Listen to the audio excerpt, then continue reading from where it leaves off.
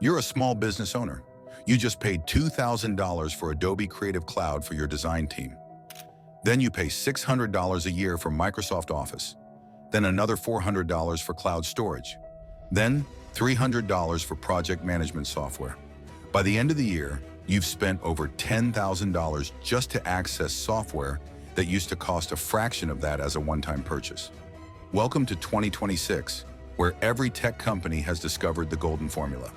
Turn products into services and customers into permanent revenue streams.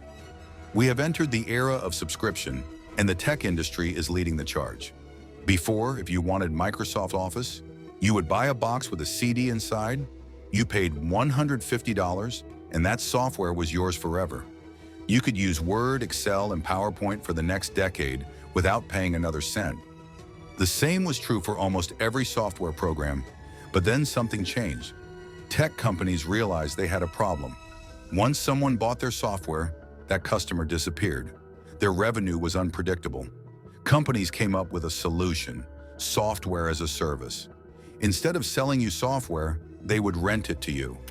Every month you'd pay a subscription fee, and if you stopped paying, the software would stop working. Microsoft launched Office 365. Instead of paying $150 once, you now pay $100 every single year. Over a decade, you would pay $1,000 instead of $150. That's almost 7 times more money for the exact same software. And you don't own anything.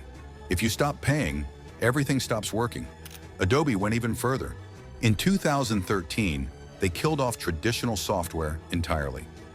No more buying Photoshop. The only way to use Adobe software was through Creative Cloud, their subscription service. Now people pay $55 every single month. When you try to cancel your Creative Cloud subscription, they hit you with an early termination fee. Even though you're paying every month, they lock you into annual contracts.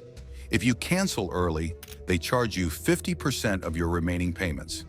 This isn't a subscription, this is a trap. Now let's talk about cloud storage. Remember when computers came with hard drives? You could save your files on your own computer forever.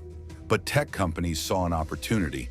Companies like Google and Microsoft have held your memories, your documents, your entire digital life hostage for a few dollars a month. But the most disturbing development is in developer tools. GitHub, GitLab, Heroku, AWS, Google Cloud, they all charge subscriptions now. Between their code editor, API subscriptions, cloud hosting, testing tools, and monitoring services, software engineers are paying over $300 every month just to do their job.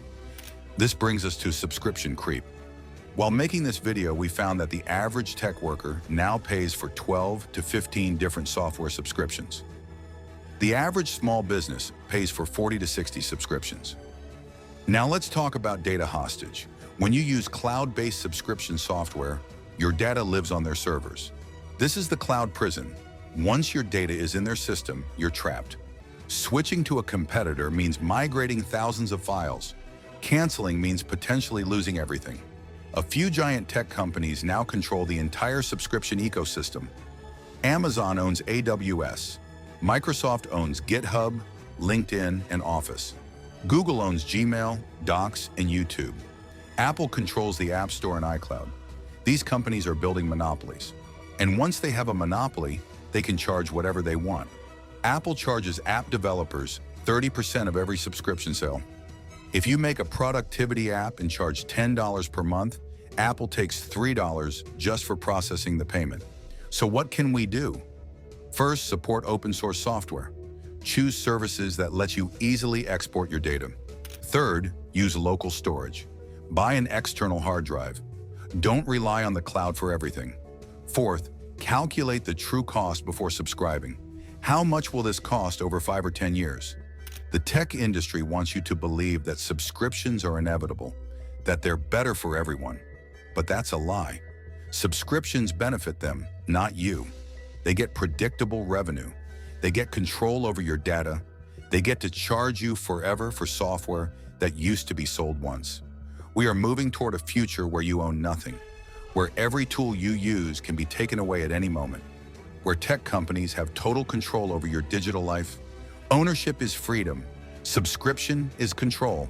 The choice is yours.